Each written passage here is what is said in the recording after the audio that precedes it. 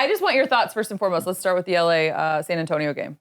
What do we think? What was our takeaways? Channing, we're going to start with you. One, San Antonio still trying to figure out how to win.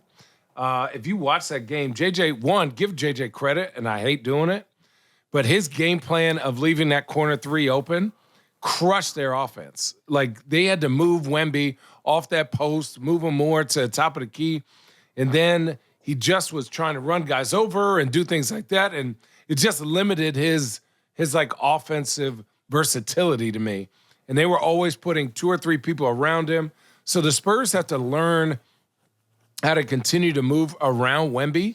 But this is a great learning game for them. Like, they can compete with a really, really good Lakers team. They're just still, as great as we think Wemby is, he's still having these learning games, right? He had that 9-9 game in Phoenix. And then he had, I think, what, he had like 17 or something last night.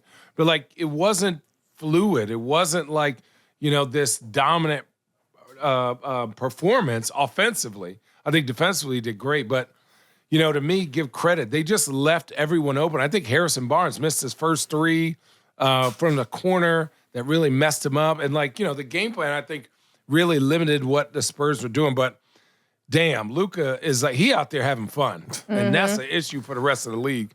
He out there talking shit to his own bench. He's making shots over people, looking at people. I think it was funny, and I was watching it with the volume on accident, so I heard Richard. It was kind of funny. He's not arguing with refs as much. He's not. He's not arguing with the refs as much. Is he saying his shit?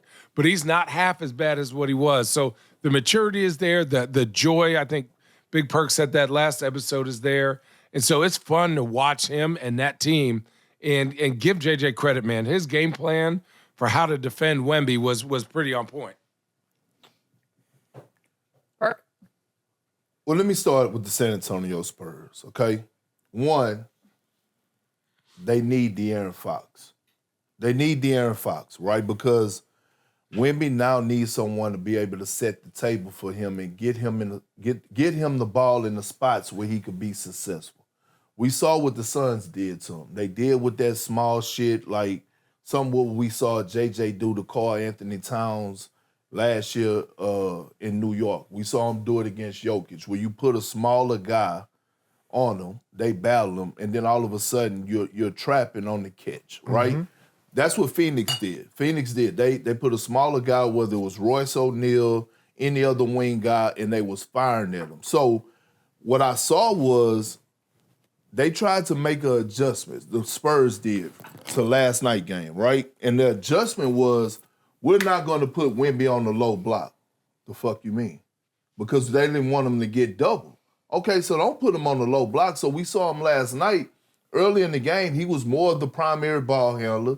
They was trying to run screen and rolls for him as he was trying to come off screens, and it just wasn't there, right? But this is the part of growth, right? This is part of growing pains. This is where you start entering that elite company. Jokic had to figure it out, right? Double team. I mean, he already had it. But no, you're right. Everything you're saying is correct. Yeah, Giannis had to figure it out. Like, all the great Tim Duncan, all the great bigs at some point had to experience double teams, and then all of a sudden they had to figure it out as a team, right? And then all of a sudden people start mastering catching the ball at the free throw line because it's hard to double them. Dirk. Right? Dirk. Yeah. Jokic does it now. KD, Melo, all the greats. So it's like, nah, motherfucker, you come double me here, your ass is grass, right? But them damn Lakers, that motherfucking JJ Redick. Hey, JJ Redick is coaching his ass off right now. Tell me I'm lying. You're not. Tell me I'm lying. Tell me I'm lying. I can confirm nor deny. I'm not. Look. He is maxing out his guys. What he had. All I've been hearing is, all I heard before the season, the GM polls, they was laughing at Rob Pelinka. He was the laughing stock of the NBA because the Lakers didn't have great depth. And they didn't know what Marcus Smart had left in the tank because he was playing bullshit basketball for the Wizards, and he didn't give a damn. They didn't know what DeAndre Ayton was going to do.